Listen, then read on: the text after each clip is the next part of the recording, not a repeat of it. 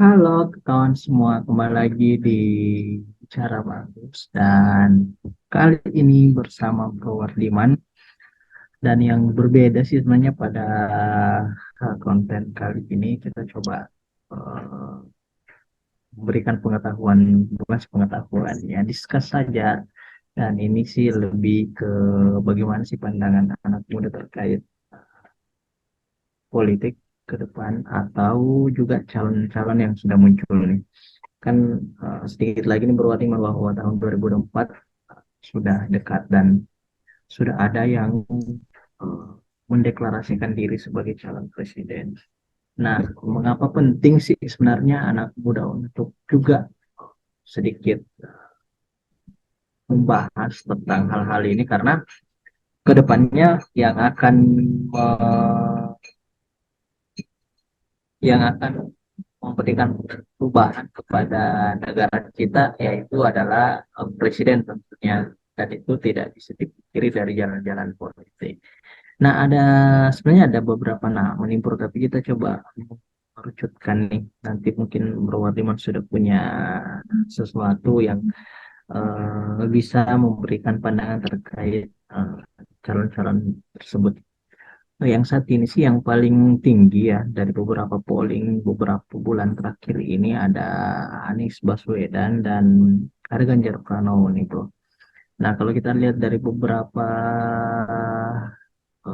rekam jejak ya kalau Anies Baswedan itu bro, secara ini saya dulu mengetahui Pak Anies Baswedan ini dari Indonesia Mengajar, salah satu program yang digagas oleh Pak Anies Baswedan terkait bagaimana sih sebenarnya anak muda mau turun ke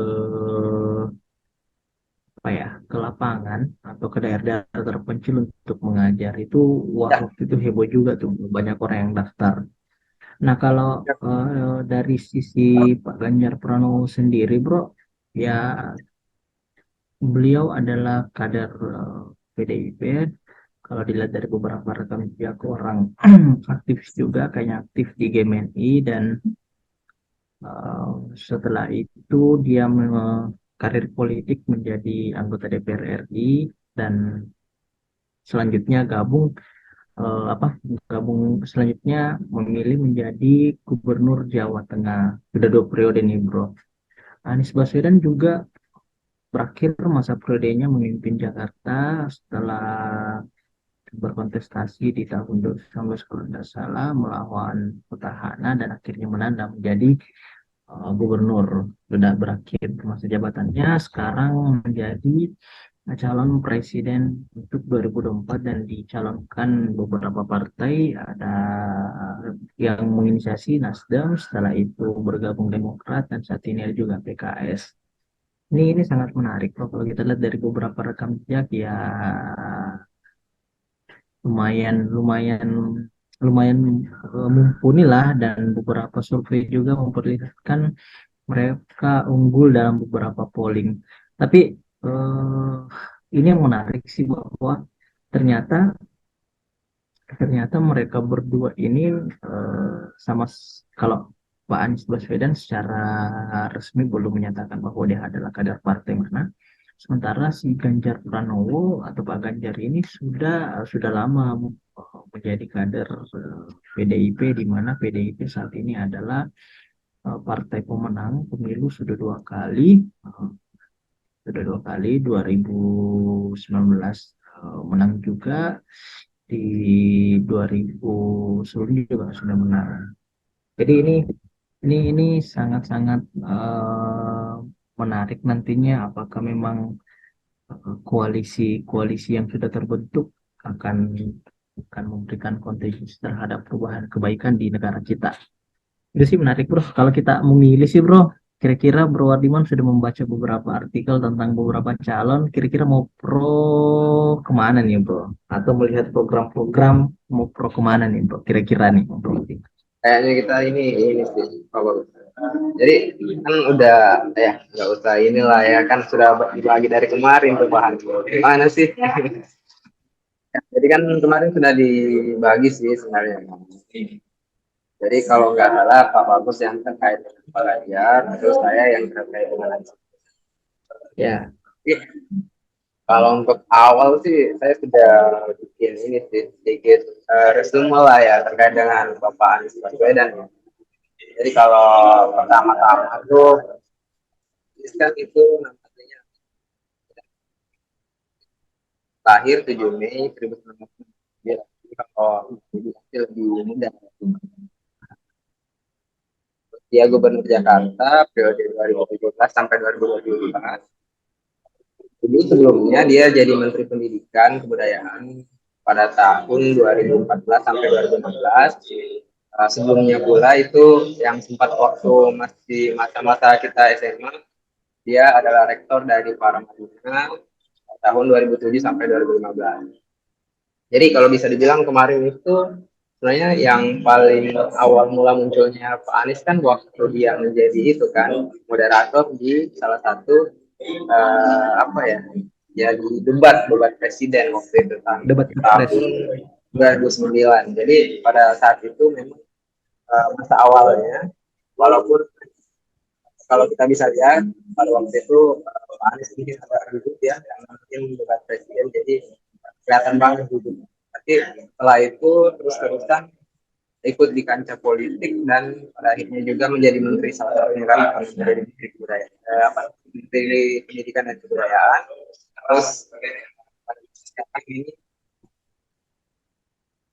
terus dari bapak-bapak gimana sih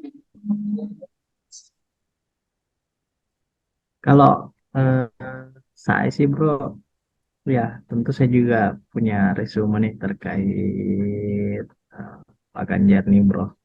Nah dan ini sih sebenarnya sih kalau kita lihat ya, yang menarik juga ini sama-sama alumni UGM bro, satunya. satunya ya jadi kalau Nah nggak terus salah Pak Anies itu SE ya sarjana ekonomi ya. ya, dan Pak Ganjar itu ngambil hukum SH. Nah, Pak Ganjar ini lahir 28 Oktober 1968 dan saat ini menjabat sebagai Gubernur Jawa Tengah sudah dua periode sejak dua 23 Agustus 2013. Sebelumnya yang tadi saya jelaskan bahwa merupakan anggota Dewan fraksi PDI Perjuangan periode 2004, 2019 dan 2009, 2013. Jadi memang sudah dua periode di DPR RI, sekarang dua periode di mana lagi? Dua periode di eksekutif sebagai Gubernur Jawa Tengah. Selain dua periode, sekaligus menjadi Ketua Umum Persatuan Radio TV Republik Daerah Seluruh Indonesia atau Persada.id. Nah, kalau kita lihat pada kehidupan awal sih bro, ya Pak Ganjar lahir dari keluarga sederhana di sebuah desa di lereng Gunung Lawu, Karanganyar dari ayah bernama Pramuji dan ibu bernama Sri Suparmi. Nah, Pak Ganjar ini kalau dilihat, saya juga pernah lihat dokumenter waktu dia kuliah di UGM, memang kehidupan waktu itu ya tidak sebaik mungkin sekarang karena memang banyak banyak kisah-kisah pilu, kakak-kakaknya juga banyak sekolah dan setelah sekolah juga masih kesulitan. Tapi yang menarik adalah bahwa pendidikannya itu sejak SMA sudah pindah ke Yogyakarta, yaitu SMA Bapri Yogyakarta dan ya dalam kegiatan kepramukaan atau Dewan Ambala dan menjelang SMA akhir dekade 1980, setelah tamat SMA ia melanjutkan kuliah di Fakultas Hukum di UGM di kampus ia bergabung dengan Gerakan Mahasiswa Nasional Indonesia atau GMNI serta kegiatan pecinta alam di mana ia pernah melatih untuk SMA Negeri 8 Yogyakarta. Dan selama kuliah di UGM, Pak Ganjar juga mengaku sempat kuliah selama 2 semester akibat tidak memiliki biaya untuk berkuliah. Pak Ganjar juga mengambil gelar S2 atau bersekolah lagi di jurusan ini politik di UI bro. Sebenarnya sih kalau kita lihat dari secara rekam jejak ini sama-sama nih sebenarnya. Kalau sekarang sih saya sering juga tuh ngikutin IG atau sosial media dari Pak Ganjar maupun Pak Anies ya. Tapi kalau lebih sering sih bisa dibilang ke Pak Ganjarnya nih. Kalau dilihat secara gestur pro dan bagaimana komunikasi ke masyarakat, ini persepsi saya secara pribadi ya. Pak Ganjar kelihatan lebih rakyat nih bro. lebih lebih dekat dengan rakyat kecil secara konten ya, kita nggak tahu secara ini, cuma secara konten komunikasi publiknya itu sangat sangat dekat dengan rakyat kecil gitu. Nah, ini yang menarik untuk kita bahas, bahwa apakah ketika Pak Ganjar benar-benar mencalonkan menjadi calon presiden dengan selalu menjadi di beberapa survei pernah menjadi nomor satu, apakah benar-benar ini adalah komunikasi politik? Sekarang kan politik itu dekat dengan citra, jangan sampai ini hanya Ya, pencitraan saja, begitupun dengan Pak Anies Baswedan juga mencitrakan diri seperti itu. Tapi komunikasi publik yang sangat merakyat, belusukan, naik sepeda, milenial sekali bro, dan dekat dengan anak muda, mendukung kegiatan-kegiatan apalagi anak muda. Nah, ini yang mungkin bisa menjadi sebuah apalagi namanya, sebuah kekuatan lain dari Pak Ganjar sendiri, mampu melihat komunikasi-komunikasi publik terkait kedekatan anak muda, kedekatan rakyat kecil, dan saya pikir ini bisa menjadi sebuah apa ya, sebuah kekuatan politik di mana era sekarang sosial media menjadi sebuah kaca, apalagi namanya, sebuah kebiasaan baru ke masyarakat bro, gitu sih bro. tapi kalau pemilih muda itu lebih bebas ya, karena pada akhirnya pemilihnya itu tidak ada satu pautannya dengan pekerjaan. Jadi nggak bisa dipressure dari segi pekerjaan, terus ya sebenarnya bebas memilih dengan apa jalurnya sendiri ya. Makanya karena pemilih muda juga sangat besar cakupannya sekarang, itu menjadi salah satu apa ya, basis yang mungkin kalau kita anggap sudah dapat loyalitasnya, itu kemungkinan bisa dapat beberapa persen suara lah, kalau gitu ya kalau kita bahas gitu ya. Tapi saya kembali lagi nih, sebenarnya kalau kita bahas Pak Anies ini, di awal karir kan sebenarnya setelah ternyata pas 2010 dia ikut serta sebagai deklarator dari Partai Nasdem. Jadi pada dasarnya ini Pak Anies sebenarnya salah satu deklaratornya dari Partai Nasdem. Walaupun Partai Nasdem kan sebenarnya dibuat sama Surya Paloh sama Hamengkubuwono X ya. Jadi bukan beliau, tapi salah satu deklarator juga di dalamnya. Tapi sebenarnya yang menarik, kita mengambilnya pas dia menjadi Menteri Pendidikan. Jadi dia pas dia menjadi Menteri Pendidikan ada beberapa gebrakan yang dibuat. Dan sebenarnya sasarannya cukup baik. Mungkin kita nggak dapat merasakan karena kita angkatan 2011 ya, tapi di bawahnya kita itu merasakan salah satunya yaitu ujian nasional tidak menjadi patokan untuk penentu kelulusan. Itu salah satunya. Jadi kayaknya di bawahnya kita ya, kalau nggak salah 2013 atau 2014 ya. Itu kan ujian nasional tidak menjadi lagi salah satu penentu kelulusan, tidak terburu-buru dalam melakukan penerapan kurikulum baru. Itu berarti sangat baik sih. Ceritanya dengan kurikulum yang baru, guru saja harus belajar kan, logikanya guru saja harus belajar. Gimana lagi kalau semua kita harus ini ya, gurunya saja harus belajar, bagaimana mau diajarkan lagi ke murid kan? Pasti harus ada fase penerapan dulu. Terus ya seperti Bapak Paulus bilang tadi sebelumnya, yaitu guru garis terdepan, yaitu untuk daerah terpencil, terjauh dan tertinggal ya. Terus dengan yang kemarin juga yang sempat viral, yang masalah orientasi siswa, itu yang keluar surat edaran supaya dicek baik-baik, dikontrol baik-baik terkait dengan masa musim ya di SMA. Dan beasiswa unggulan, ternyata ada beasiswa unggulan. Kan dulu kalau beasiswa unggulan itu hanya untuk yang berprestasi dalam hal akademik ya. Namun di masanya Pak Menteri Pendidikan ini ternyata itu diperluas lagi. Jadi tidak hanya untuk mereka yang ceritanya pintar secara akademik, tapi untuk penggiat sosial pula dan seniman pun bisa mendapatkan beasiswa unggulan. Seperti itu sih Pak Bagus. Jadi ada banyak sih Iya kalau sih. semasa dia menjadi Menteri Pendidikan. eh Kalau kita lihat saya, misalnya Pak Ganjar ini juga kalau di beberapa media ya, memang karena kan anggota DPR RI 2 periode, dan Nah, sebelumnya kan dia sebenarnya tidak terpilih, cuman menjadi PAW karena teman-teman separtainya itu menjadi duta besar Korea Selatan. Jadi dia menggantikan. Barulah setelah itu dia terpilih secara menang lah begitu. Nah, sebenarnya sih kalau kita lihat ya dari beberapa kontroversi atau beberapa kasus, makanya juga sempat disukan ada ada tersangkut kasus KTP dan lain-lain, tapi memang memang tidak terbukti dan novel Baswedan itu mengatakan penyidikan itu tidak memenuhi standar untuk menyatakan bahwa ada dugaan korupsi atau apapun itu di sana. Nah, kalau kita lihat bro, nantinya eh, Pak Pak Ganjar ini selalu selalu membawa kan tagline-nya waktu maju sebagai gubernur Jawa Tengah itu atau calon Boten korupsi dan Boten ngapusi, jadi dalam artian bahasa Indonesia itu tidak korupsi dan tidak membohongi. Makanya dalam pembenahan korupsi di Jawa Tengah itu Pak Ganjar memimpin 3.000 pelajar untuk menggelar aksi anti korupsi dalam kegiatan itu.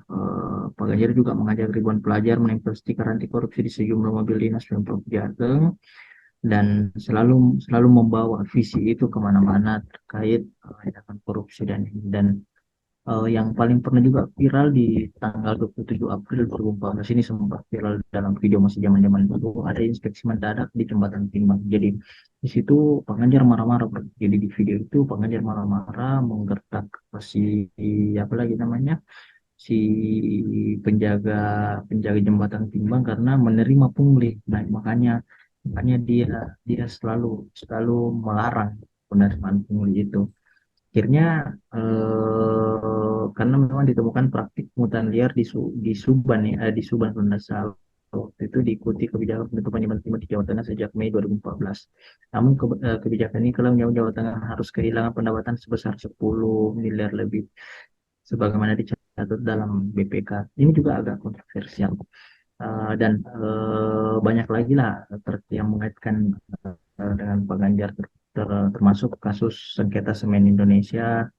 Terus banyak orang yang demo dengan mengecor para petani dari Kendeng ya. Kendeng ini menjadi daerah di Jawa Tengah dan Pak Ganjar sebagai gubernurnya di sana. Dan selanjutnya pada saat 2019-2020 penanganan COVID, Pak Ganjar juga salah satu gubernur yang sangat sangat inovatif ya, yang menangani COVID di Jawa Tengah. Dan itu lagi-lagi bro, yang saya lihat ya secara sosial media dan lain-lain, pendekatan dan penanganan dan komunikasi publik ini yang menjadi sebuah kekuatan baru ya ketika Pak Ganjar memang benar-benar maju ke calon presiden bro, itu sih. Ya, ya saya masih banyak amunisi sih Pak Bagus. Jadi kalau melihat ya itu kan masanya Pak Ganjar waktu jadi gubernur kan. Jadi kalau seumpama saya lihat Ya, lagi nih, jadi pas misalnya Anies pas dia jadi gubernur. Jadi pertama itu revitalisasi kota tua Batavia. Jadi waktu itu ini program, saya nggak tahu ini programnya tahun berapa. Yang jelas pas dia masa gubernur itu ternyata kawasan kota tua itu dijadikan kawasan bebas emisi. Jadi hanya beberapa dibatasi untuk terkait dengan kendaraan yang bisa masuk ke dalam. Jadi itu ceritanya ramah untuk pejalan kaki dan pesepeda. Nah, yang kedua itu membangun jalur sepeda. Jadi di kota Jakarta itu jalur sepeda yang dibangun pun dituangkan dalam peraturan gubernur. Jadi masuk di peraturan gubernur pula. Jadi harus ada fasilitas untuk jalur sepeda. Nah, terus yang selanjutnya itu ternyata gratisan PBB untuk di bawah 2 miliar. Jadi pada tahun 2022 di masa COVID ternyata itu PBB di bawah 2 miliar itu digratiskan. Itu untuk menekan terkait dengan perlambatan ekonomi waktu itu kan, pas masa COVID kan lagi kencang-kencangnya terkait dengan ekonomi kita yang terjuruk ya, banyak PHK dan lain-lain. Itu ternyata yang di bawah 2 miliar itu dihapuskan semua PBB. Nah, terus ada juga tuh rumah skema DP 0. Jadi di Jakarta bro, ternyata masih ada juga untuk dengan rumah skema DP 0 terkait dengan itu. dan ini harta kebutuhan rumah kan Itu bisa itu yang dibilang DP 0 DP rumah 0 rupiah kan sempat dikritik bro, dan kayaknya tidak ya. jalan juga sih, entahlah ya. Iya sih, Cara itu ini juga sih harus sebenarnya diproject entah itu juga ya kan. Hmm. ya, jangan-jangan nanti Pak Anies bikin program itu juga bro, untuk Indonesia DP rumah murah DP bro, 0. DP Tapi 0 pada akhirnya rupiah kan. kalau kita membahas tentang DP 0 sih sebenarnya tergantung siapa pengembangnya. Jadi DP 0 itu bisa saja kalau pengembangnya bersedia. Karena pada akhirnya kan tergantung dari skema yang dilakukan. Karena kalau seumpama DP 0 bisa juga kalau DP-nya itu sebenarnya kan cuma dimasukkan ke dalam jumlah yang dibayarkan secara kredit kan pada akhirnya. Cuman kenapa biasanya ada DP di awal karena pada dasarnya keperluan untuk administrasi itu kan harus jalan. Jadi bapak pasti bapak lebih tahu lah. Bapak sudah kredit rumah kan. Jadi Iya sebenarnya iya iya. banyak hal. Jadi kayak persyaratan-syaratannya, jadi yang kayak berpajak yang harus dibayar, mata lainnya dan lain-lain itu kan butuh duit itu. Dan kalau umpama DP 0 kan artinya ada pihak yang harus nanggung dulu terkait dengan biaya administrasi itu. Sehingga kalau kita masuk ke situ sebenarnya DP 0 itu sebenarnya fine aja karena pada akhirnya juga dibayarkan kembali. Itu siapa Itu yang hanya itu hanya tanggung? skema ya. Ya, jadi masalahnya cuma siapa yang tanggung dulu. Tapi pada dasarnya itu kalau untuk pembeli sih meringankan karena pada akhirnya semuanya kita masuk ke biaya bulanannya doang kan. Jadi simpelnya gue nggak perlu tahu biayanya berapa untuk biaya administrasinya, gue cuma tahunya per bulan gue bayar berapa kayak gitu kan. Jadi ini kalau nggak salah sih programnya di September ya. Eh, dari referensi yang saya baca itu sudah ada 2.332 unit. Ya, jadi cek lagi dari perkataannya Pak Bagus itu artinya harus diproses kembali. Ada juga nih terkait dengan kampung susun akuarium. Jadi ini kayak rumah susun tapi untuk layak hidup gitu. Jadi bagi yang tidak punya rumah kan ada biasanya kalau pemerintah itu ada dua program ya. Jadi kalau misalnya yang kita beli rumah itu pasti programnya melalui rumah kredit dari itu rumah KPR lah.